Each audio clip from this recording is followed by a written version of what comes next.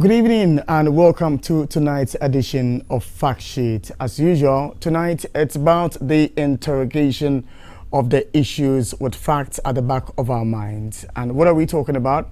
Our focus is on a subject matter we started about 2 weeks ago, which has to do with the security of our nation.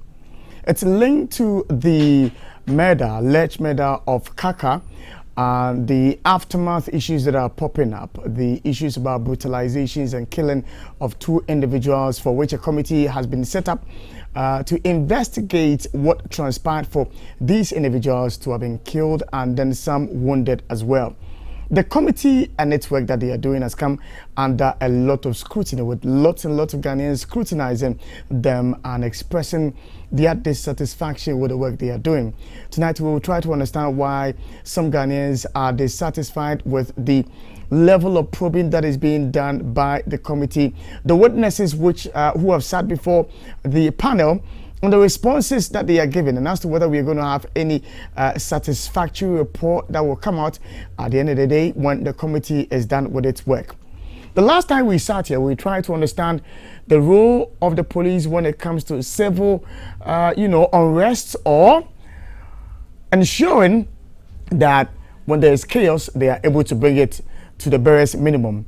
We try to understand the role of the military when it comes to civilian matters and the issue of why for some weeks, for some years now, we have witnessed the involvement of military in civilian operations, especially when it comes to crowd control in this country. Tonight, that's the focus of our conversation live on Fact Sheet. We'll try to understand the protocols when it comes to crowd control from the perspective of the military, and then why we have seen what happened at Ejura happen. We'll also take a look at why and the beatings that happened there, and the fact that the military says it has sanctioned over 80 of its officers for misconducting themselves. Some have gotten demoted, some have been transferred, and some they say are in guard room, as they call it. Tonight, that's what we are discussing live on Fact Sheet. The show is live on Facebook and the handle is ATV Ghana. I would want for you to join the conversation. Share the link wherever you are so others may know and join the conversation tonight. My name is Samuel Eshun. My guest is here in the studio with me and we'll start this conversation shortly. But for now, we'll just go for a short breather, and then when we come back, I will introduce to you who my guests are tonight. And you're welcome back to Fact Sheet live on ATV, live on Facebook as well. The handle is ATV Ghana. I encourage you to watch the show live wherever you find yourself and spread the word that the conversation has started tonight on Fact Sheet. As already hinted, tonight our focus is on security matters in the country. And this is a conversation we started about 2 weeks ago, and tonight we continue, especially with the George Kingsley Kumsin Committee starting its work and the witnesses being called and the various responses they are given and the reactions of Ghanaians to some of the responses that have been given by people who have been at the committee already. My guests tonight are Brigadier General Joseph Nunoo Mensah. He's a former Chief of Defense Staff, and so would Dr. Eric Odro Osai join us. He's a lawyer and local government expert. He'll join us via phone for us to have the conversation. General, yes. Good evening. Good evening, Sonny. I hope you're doing well tonight, sir. I'm doing well, except that I have a bit of problem with my left eye. But it's not a major disaster, so... You're a tough man. Very tough man. The skin like that of a crocodile. Indeed. Let's start the conversation with a general view from the perspective of a former, general who has held, key positions when it comes to the security of our country. How do you see Ghana in terms of its security? Thank you, Sammy. When we have matters of this nature, I try to go behind the scene to find out how did we get here. We all know that all is not well with our security. Everybody knows. Really? Well, it's obvious that you don't need to be, to start with, simple things like robbery. It's not a rampage, because people are facing hard times. And when people are facing hard times, they do things that they wouldn't want to do, but they are forced to do them. So common robbery is on the increase. I was just talking to a niece of mine. They're living somewhere on the Dodowa Road. They were robbed. I mean, it's a very poor place, but people are so hard up that they will rob anybody. Yeah, but don't we blow things out of proportion if you talk about robbery? Robberies have been with us over the years. Whether petty thieves, whether armed robberies, they have been with us over the years. So why do you then justify your position by saying that because there's been a robbery, so there is insecurity? Sammy, the thing that I'm going back more than 80 years ago. I've been around for that long. So I've seen Ghana progress over all these long decades, 8 decades plus.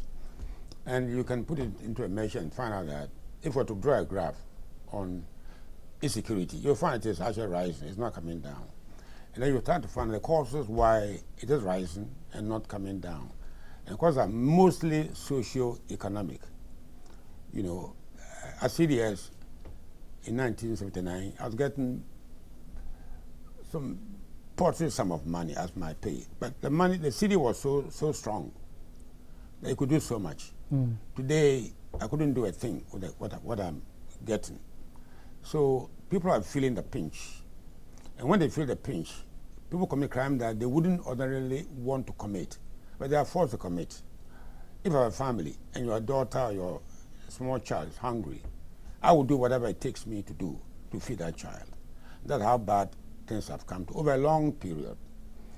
I think in Ghanaians, we have had a long period of military rule and civilian rule, interchanging over the years. And what I've observed is that when soldiers come to power, they rule by decrees. There's no law binding them.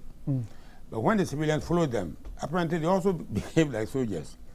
And I'm saying this from experience. If you go back to Nkrumah regime, 1966, NLC overthrew Nkrumah. Then Brigadier came after the NLC. And if you remember, there was this case about Apollo 568, where a number of civil servants, public servants were dismissed. And one of them went to court. The Prime Minister then said no court could order him. When I heard this, I said, but this is not a military regime. It's a democratic government, a government of the people, by the people, and for the people. But this kind of situation carried on up to the present time. It went on after every regime. But I would say that probably the Champo regime, 72, which was the Brigadier regime, got the military more and more involved in politics. Something which most of us didn't like it in the military. And of course, by June 4th and all the rest of it. But what actually shocked me, I'm trying to abridge this whole narrative. In 1979, then Flood Rawlings, having taken over power for a short period, 3 months, June to September, followed the SMC plan to hand over Ghana to a civilian administration.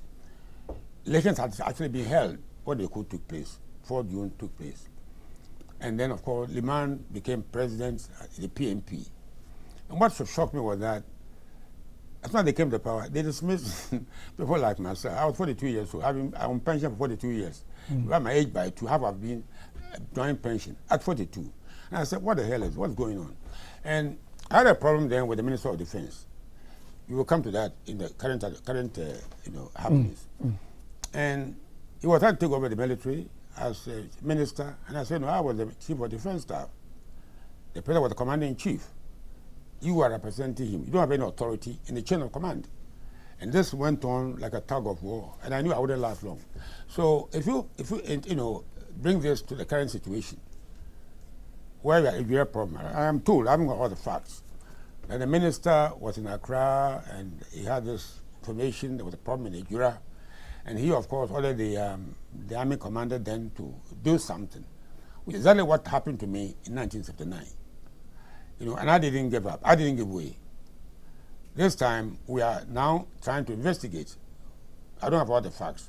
But apparently, I believe that he was in Accra. But are you suggesting that the regional minister, who is the head of the Regional Security Council, has no right to order an army commander to dispatch men to act as a reinforcement? You couldn't order them. You couldn't order him. You see, you have this arrangement. You have the National Security Council, chaired by the president in Accra, of all the key stakeholders, the military, police, intelligence, all of them in there.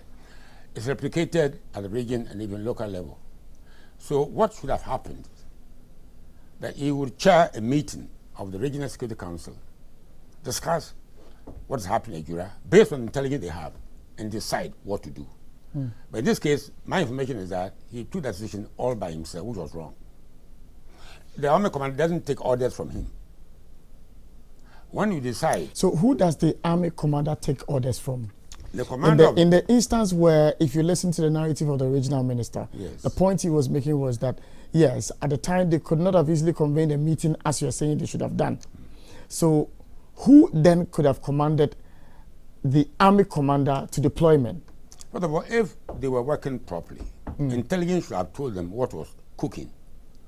If the system is working well, the national security system was working well, they should have known that something was cooking after the killing of this gentleman, the Kaka you mentioned. They should have known this.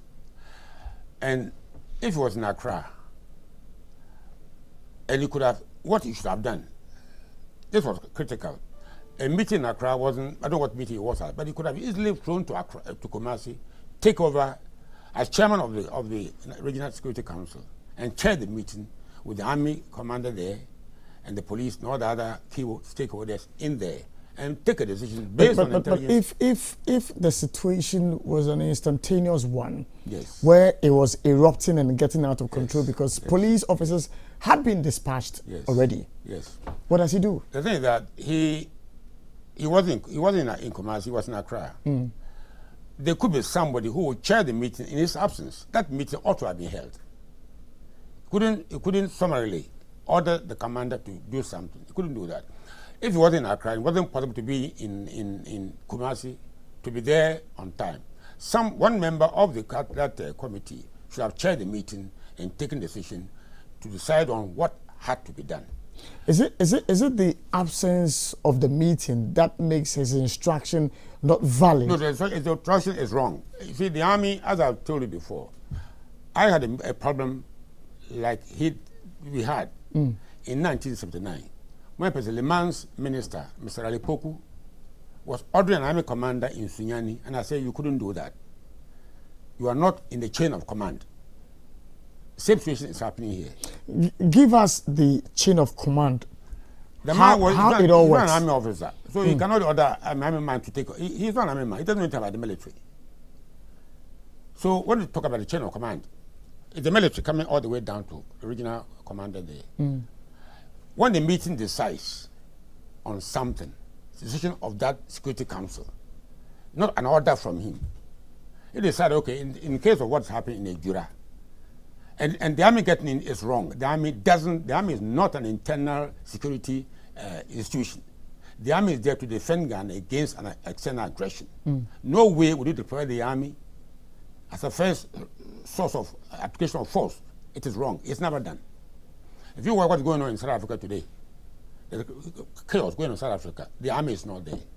When on 6th of January in America, rebels tried to attack the Senate and the Congress, there's no soldiers there. So don't use the military for a job they are not trained to do, a job which is not their role in Ghana today. But are you suggesting that if, for instance, we all know the mentality Ghanaians have of the Ghana Police Service, and therefore if some officers are dispatched to, let's say, quell some, or eruption of violence in an area, and they are unable to do so, the reinforcement that should have come from the Ghana Police Service again? What was the case, and is still relevant, is that the police are the first source of application of any force at all to deal with any disturbance internally. It's not the military. In the old days, the police were not armed. So when the police faced a rowdy riot, commotion, and they can't deal with it, they call the military. The military know that they stand by to apply bigger force. The military are not coming to disturb they come and what do you call it? Deal with the demonstration.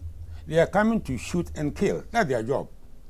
They don't come and say, you go back. No, that's not the job of the military. I never trained to deal with a crowd. And I've never trained anybody, teaching in the military academy, to train anybody to deal with a crowd. It's not our job. When the military come, it's a serious business. They are coming to shoot and kill.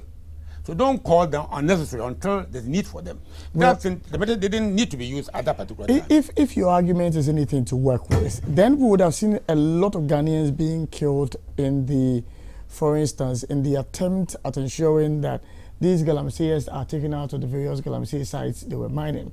Because if the military is trained to shoot and kill, several people should have been killed from 2017 up till now, when Operation Vanguard was in force, when several other operations were in force. But we haven't seen that. You see, I'm saying that our primary role is not to deal with rioters. The military are never trained, either here, Britain, I've been all over the place, never trained to deal with civilian troublemakers. But are you saying that as disciplined as we are told the military is, there are men who don't have conscience to know that regardless of our training being that of a shoot to kill, we shouldn't have the conscience to know that these are civilians we are dealing with who may not even be wielding weapons? So I mean, don't use them for that role. They have not been trained to do it. We are misapplying force.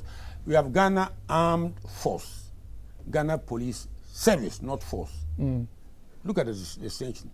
A military force and then a police service. The police are trained. They live within a community to know how to deal with them. When you apply force at that situation, you're asking for trouble. So I'm saying that don't apply force unnecessarily. When the military come in, it's a serious business.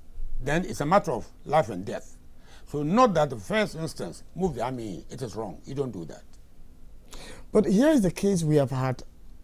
Senior army officers who have sat before the Kumsing committee giving account of what happened and why they had to send that reinforcement, which constituted army officers. Now, if you're saying that in the chain of command, the regional minister doesn't feature, their accounts which they've been given, should it matter in the first place? No, what I'm saying is that he gave orders to the army chap, and I say he doesn't have the mandate to give that order. Because as army chap, you don't take orders from civilians. You don't. You know, so when he ordered the army man, he doesn't understand what is going on to order him.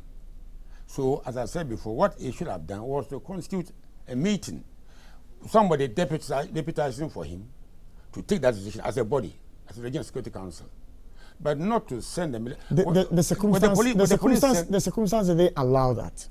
Why? Because they couldn't have constituted a meeting. No, he was in Accra, and he could easily. I mean, the Regional Security Council ought to have a deputy chairperson. So in his absence, he should have taken over. What I'm saying here is that when you get civilians, you know, assuming command of the military, it is not the right thing to do, and we shouldn't do it. But we have done the wrong thing for such a long time that has become the norm. Every small thing, get the military in. And I think that what happened, was it 2 days ago, yesterday, I was actually in the bank and tried to squeeze out some reading telegraphic. And I think the doctor appeared and said that when you look at the body, they were all shot from behind. If you shoot somebody from behind, it means that the person doesn't pose an immediate danger to you, moving away from you. Isn't that case? Yeah. So why do you shoot from behind? When the soldiers come, they shoot to kill. And they don't come to shoot in the air. That's not the training I had. You don't shoot in the air, you shoot to kill. So don't apply that force when there's no need for it. Are soldiers trained to, let's say, use bullets that are not rubber bullets? Are soldiers trained to use that? I have never fired rubber bullets before. Soldiers are not there to shoot to wound, to shoot to kill. Rubber bullets don't kill. So the point I'm making here, something is that we have been misusing the armed forces for a long time. And they become the norm, which is not the norm. For the past almost 50 years, military governments, civilian governments use the military as if they're the first source of application of force. And what actually beats my imagination is that if the civilians would behave well than the military in using force, they should have known that they are running a government of the people, for the people, by the people, with a law, a constitution. Military doesn't have a constitution, have decrees. But when they come, they almost rule like military with decrees. This is what's harming Ghana for the past 50 years. And so we are behaving as if the soldiers are policemen. They're not policemen. what I believe is happening is that the work of the police has you know, multiple, several times over. General, I understand the basic principle in terms of the training of the military officer. But what I'm trying to grasp is you paint the picture as if military officers are unconscionable men wielding guns who would fire even at civilians when they pose no threat, though they are trained to kill. Are military officers unconscionable? And there are examples. For instance, during the lockdown in this country, some people had flouted the rules. There were instances where we saw military officers whipping people, making people do adankuma swording or squatting. We saw it. But we also we saw a military officer with conscience addressing people in a trotro and telling them the needfulness for them to put on their nose mask. This was a military man of conscience. Are we saying that military officers are men who don't have conscience, though they are trained to kill? But the point I'm making is that you're using a man for a role he is not trained. I can sit at your place here and run the show. I can't. I've not been trained to do that. You know, and you cannot wear my uniform and do what I can do. So what I'm saying simply is that apply force when there's real need. If look at what's going on today in South Africa, the chaos going on after the imprisonment of, and go and see there's no soldiers there yet. They're policemen. When people invaded the capital, there were no soldiers there. After that, election soldiers, by-election soldiers. What are the dangers of consistently using army personnel in civilian matters? What are the dangers? The first thing you should note is that they are not trained for the role they are playing. They are not. I don't know how to disperse a crowd. I don't know how to shoot to kill them. That's number one. They are not trained for that role. So when they go and mess up, the other thing is that the military force, therefore, you should hold that. If there's a child playing the fool, having a stick in my hand like that, you see the stick in my hand, you know, he'll be scared. Hold the military as a force to apply when they need to. Now the police, nobody fears them anymore. That force, don't apply it until you have to apply it. It becomes a deterrent. Otherwise, if you have it by election, at I also West Wogon, police soldiers everywhere. At Cantapost, soldiers everywhere. You are misusing the police. You are actually deadening their venom. Look, you can have I was the time by election. I was going there there were two vehicles. President Rawlings, may he rest in peace. In one vehicle, Osansa, may he also rest in peace. Navy commander. In another vehicle behind him. We got to somewhere there's a bridge there, whatever, I've forgotten the name a little bit. And there was, we stopped, and the little fierce soldier was questioning President Rawlings. And somebody came with a Land Cruiser trying to overtake us. He was somebody more important than the ex-President Rawlings.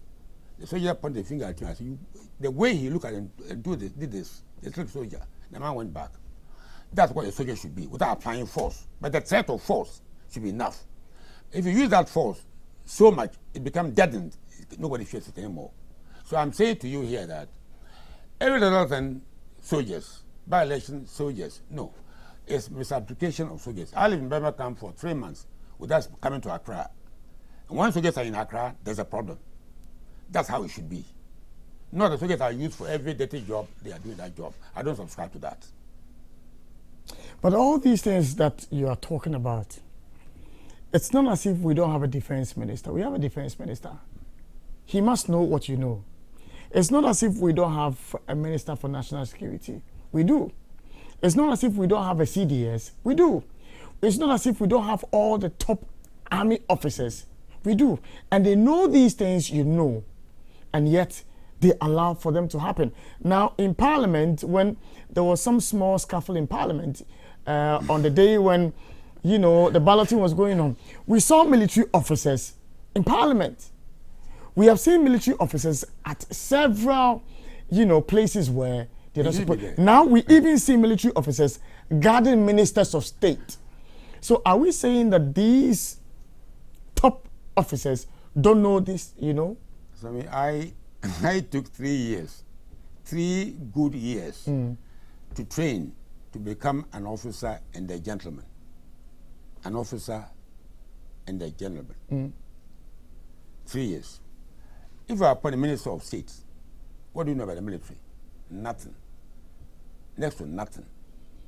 When President Mills, may he rest in peace, called me during the Ivorian crisis, one day, said, General, I want him so you munko bido, muntu truda.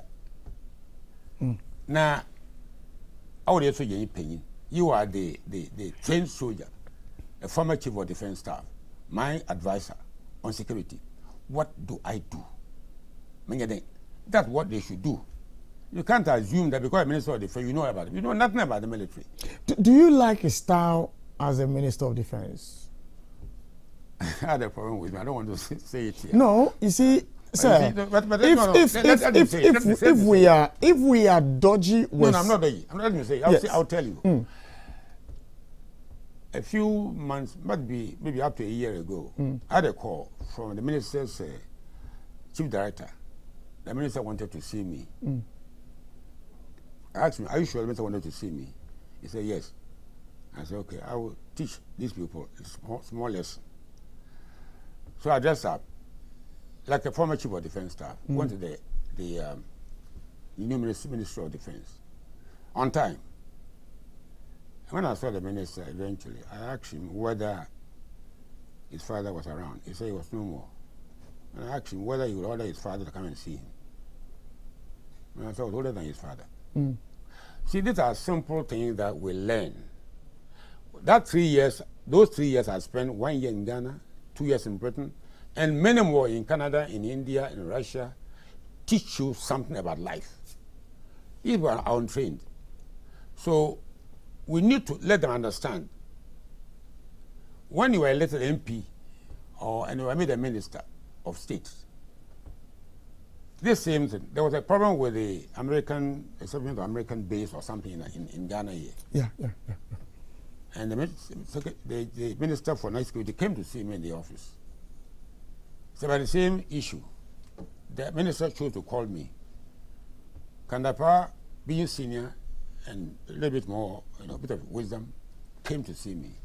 That's the thing that we don't learn. The modern people don't learn from the old people. The ministers I met, the more Regala, Kobodise, Kofi Bakun, Welbeck, Abavana, these were not educated like out. So if as a former CDS, the minister doesn't, give you the courtesies he must, does it tell you about the relationship he may have with the present army generals who may be in the army, that he may relate to them the way he related to you? As in according them respect and courtesies of generals?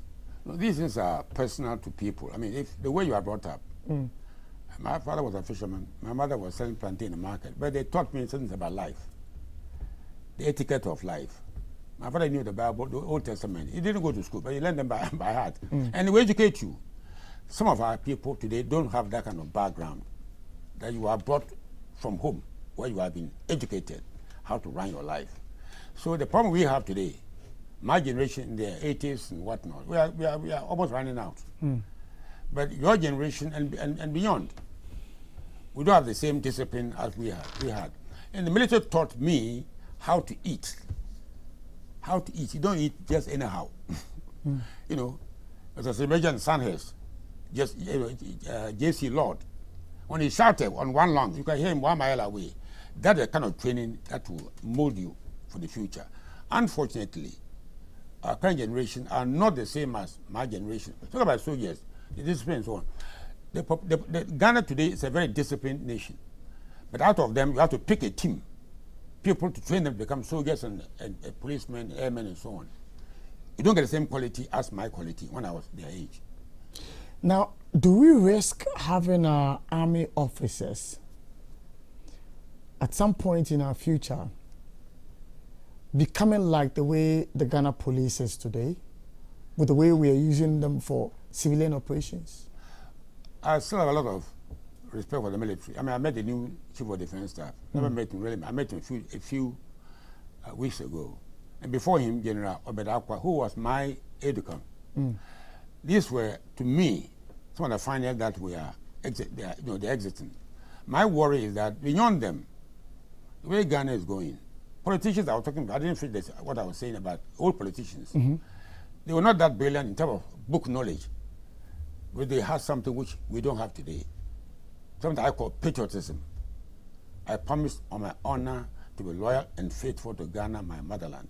These were not educated, but these are others. But they were staunch believers of Ghana as a country. Nobody believes in Ghana today. Nobody. Everybody's talking about how to get a land cruiser, how to enjoy himself. And that's what I weep and cry for. As I get my, at 84, how long have I got to live? If I look at Britain, I talk to my friends there regularly. Canada, India, most of them are gone. Even here in Ghana. So I said to myself, after you're gone, what happened to Ghana? The way we are in the country, how long Ghana exists? If when you are a younger person, you don't see what I see. I have to go back and compare the past decades, 7, 8 decades, to the current situation and say, oh, it's getting bad. When you buy yam, I bought yam a week ago. Who bought the yam for me? I paid 20 cedis each. That is 200,000 cedis. You could buy all the houses in my area there. That's one yam. And we say the economy is developed. It is not developed. It is not. We don't tell the truth. And we will pay for the truth that we are not telling. All right, now let me ask a very important question. So, there's, let's say, some riot. The chain of command per what you have given us tonight was broken, with the minister instructing for the deployment of these officers to Ejura. These officers go, per the videos we have seen, civilians are wounded. We see a military officer kneel and aim. A doctor says they were shot at the back. If you were CDS, what would be the immediate steps you would have taken now, regardless of the committee working? I've linked for what's happening in Wa, which the military have reacted quite without anybody's intervention. They would do that. But coming to Ejura, I don't know whether policemen were deployed before the military went in. From the account of the minister, police were first deployed, and then when they couldn't handle it, then the military were also sent in. If you listen to him, he said that when the military got there, then the police officers went behind them. But if you watch the footage, that's not what we see in the footage. But well, it might be a one-sided angle of the conversation we might be seeing. The truth will come out. But if the police were there before, the minister need not to intervene. There's a protocol between the army and the... But I'm asking that all these things have been flouted, okay? The military have gone, people have died, people have been wounded. If you were chief of defense staff, what would be the immediate step you would have taken after these brutalities? I wouldn't be able to act until I know the facts. That's what this committee is supposed to do. Bring the facts out. As I sit here, my account, your account are different. So we need to be a little patient for the committee to come up with the facts. Do you follow the work of the committee? No, I don't. You don't? Why not? First of all, I cannot read as I speak to you. I've got a problem with my I cannot read. So I'm handicapped, in a way. But if you link that with what happened in Wa, the military have acted promptly. It's within their authority to act, and they have done that. This one is a little bit more complicated. So I would ask that we have a little patience to get the facts. I can't act without the facts.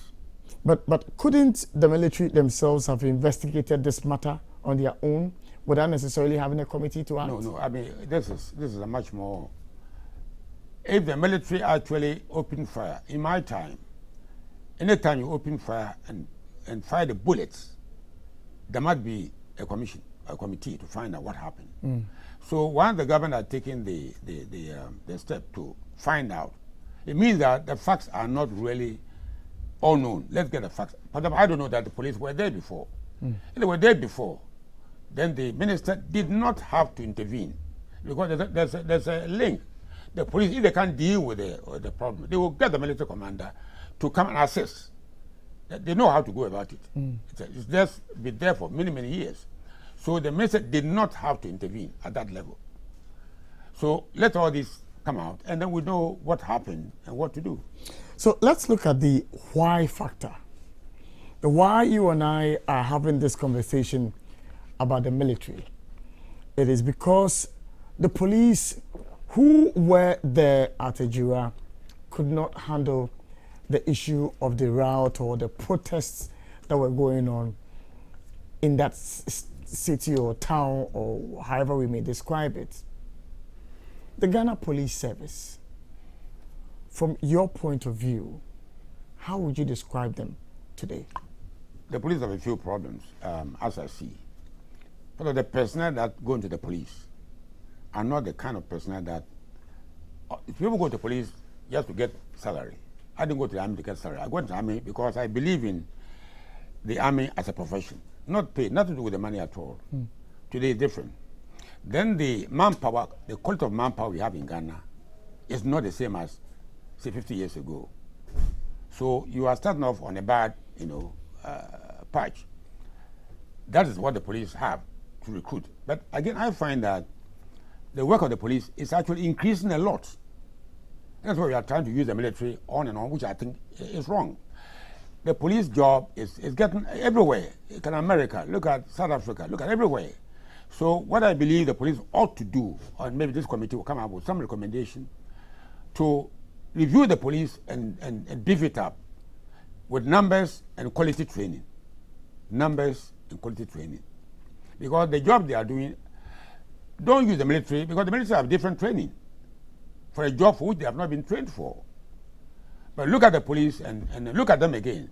Even the military, you find out that what you were trained to do is not happening today. They are mostly on UN operations, serving abroad. The actual conventional war that you were trained to fight, in case Togo attacks Ghana or Burkina Faso, it's not going to happen. And I prefer to have a very strong, small force. That one you see them, you run away. Because we are deterrent, rather having numbers per se, which are doing nothing. So we need to look at the role of these major security institutions and whether they are serving the role that they were made to serve as precisely constituted, or we need to look at them again and build them up or give them better training. So you are talking about the quality of officers in the police force. You are talking about the drive, the motivation for people deciding to even join the police office. But can you fault the people if they decide to join the police service because not necessarily they are patriotic, but because man must eat? No, I don't blame them at all. But the being worst part, that there are some good ones among them, but you don't get them because I have no connections up the political, system. My father was a fisherman. If I were to be born today, I would never get anywhere near the military, never. But in those days, it wasn't my father's position or whatever.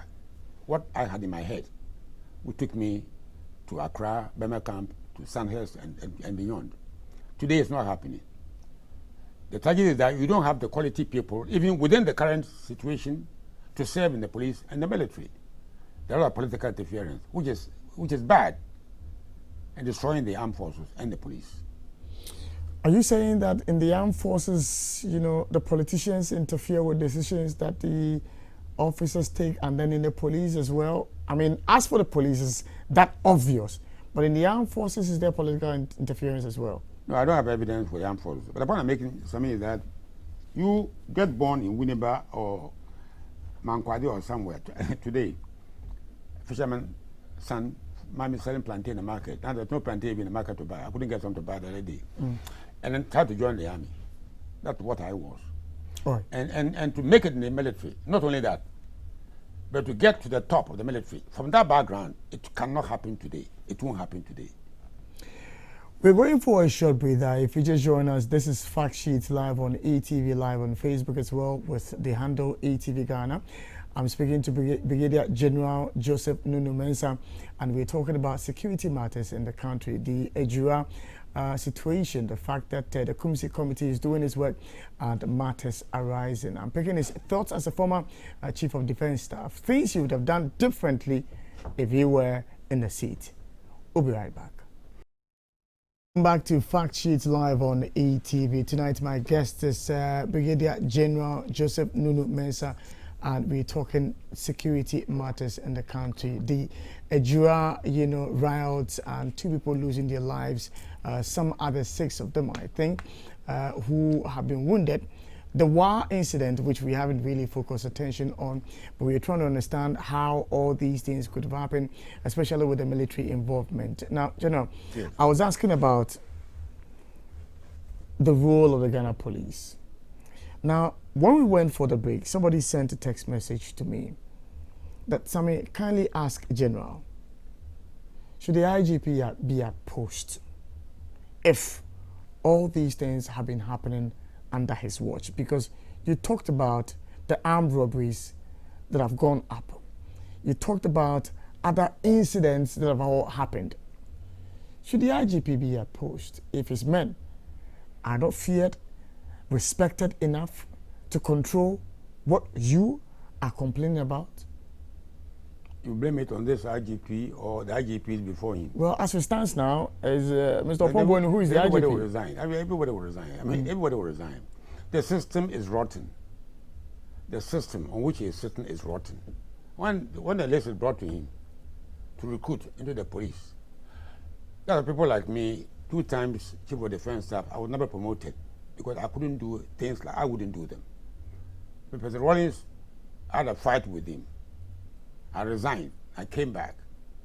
We have to have men and women of integrity, of courage, raw courage, moral courage. You don't have in Ghana.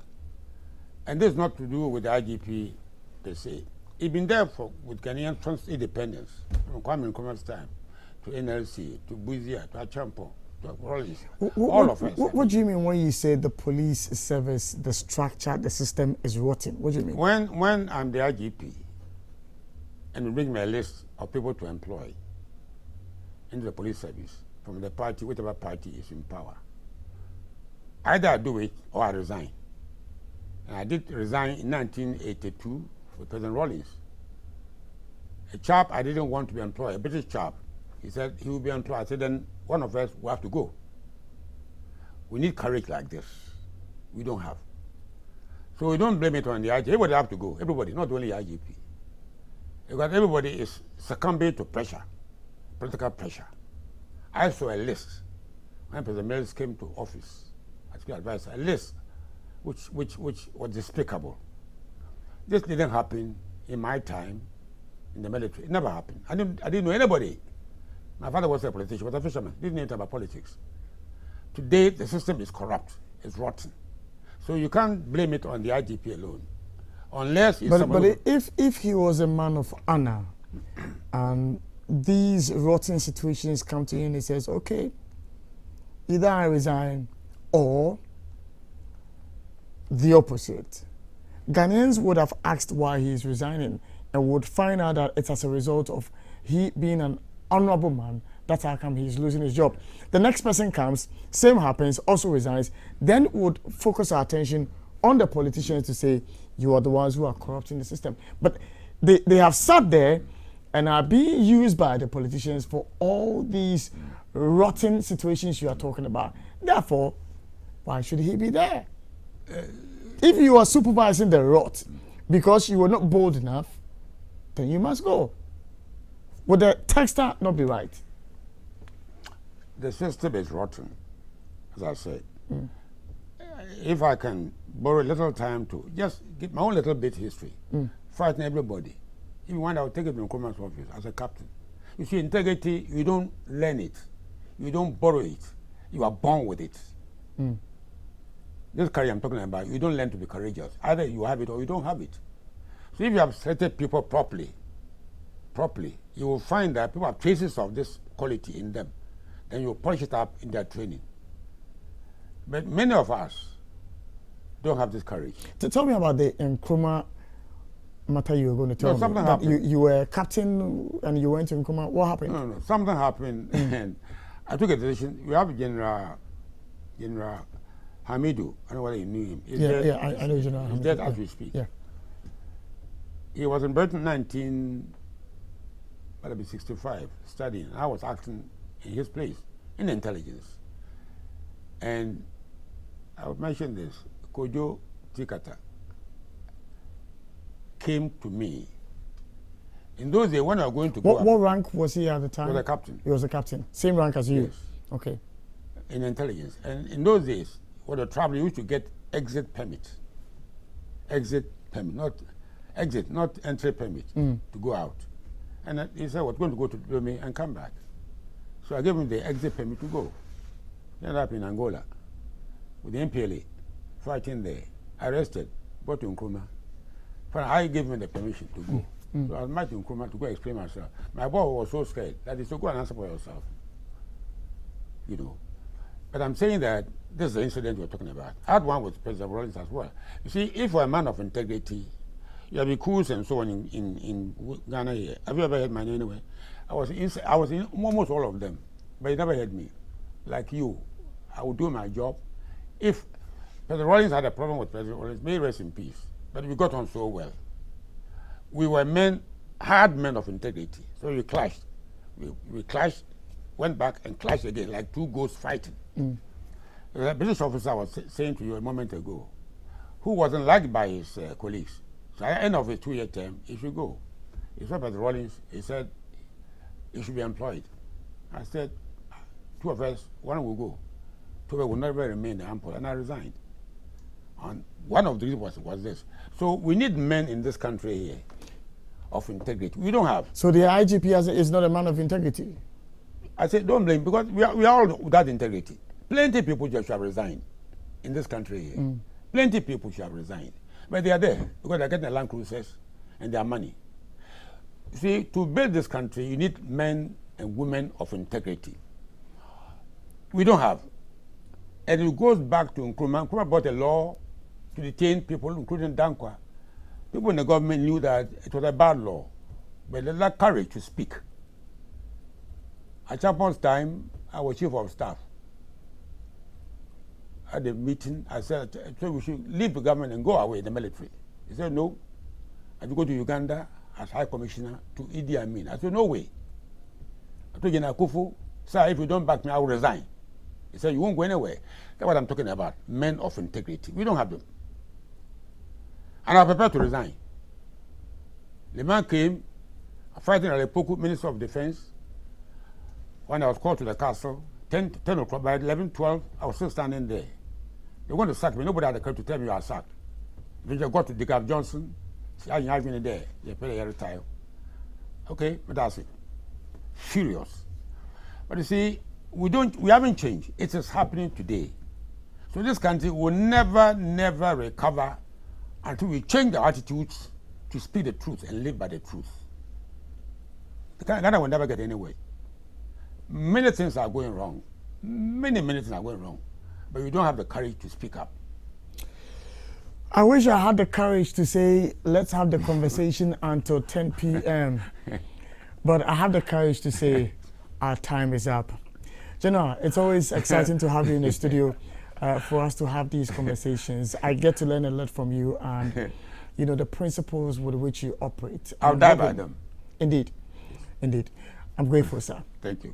That's Brigadier General Joseph Nunoo Mensah joining me, former Chief of Defense Staff, tonight talking about security matters. It's always very informative to listen to him when you pick certain traits that you believe this country must have.